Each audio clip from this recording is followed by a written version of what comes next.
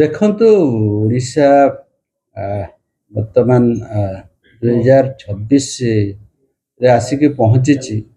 ଆପଣମାନେ ସମସ୍ତେ ଜାଣିଛନ୍ତି ଓଡ଼ିଶାର ସ୍ଥିତି ଅନ୍ୟାନ୍ୟ ରାଜ୍ୟ ତୁଳନାରେ ବହୁତ ଆଗରେ ଅଛି। ଏଇ ଓଡ଼ିଶାର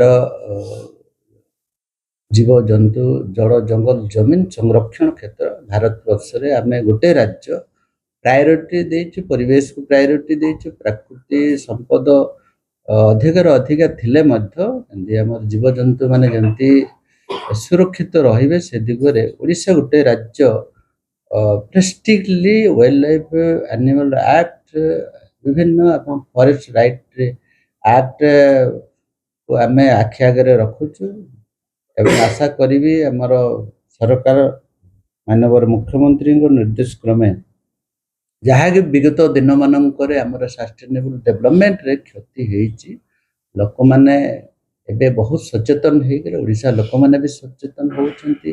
କିନ୍ତୁ ସଷ୍ଟେନେବଲ୍ ଡେଭଲପମେଣ୍ଟର କଥା ନିଶ୍ଚିତ ଭାବରେ ଆପଣମାନେ ସମସ୍ତେ ଜାଣିଛନ୍ତି। ଆମର 52,000 ସ୍କୋୟାର କିଲୋମିଟରରୁ ଯେତେ ଆମର ଖଣିଜ ସମ୍ପତ୍ତି ଅଛି ଜଙ୍ଗଲ ଭିତରେ ହିଁ ଅଛି।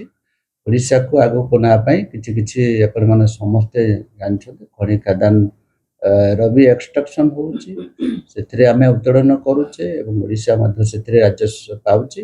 ତାକୁ ସଷ୍ଟେନେବଲ୍ ଡେଭଲପମେଣ୍ଟ ଇକୋଲୋଜିକାଲି ବାଲାନ୍ସ କରିବା ପାଇଁ ଆମେ ଚେଷ୍ଟା କରୁଛେ। ଅଧିକରୁ ଅଧିକ ବୃକ୍ଷରୋପଣ କରିକି ପରିବେଶକୁ ସନ୍ତୁଳନ କରିବା ପାଇଁ ଜଙ୍ଗଲ ବିଭାଗ ପ୍ରୟାସ ଜାରି ରଖିଛି।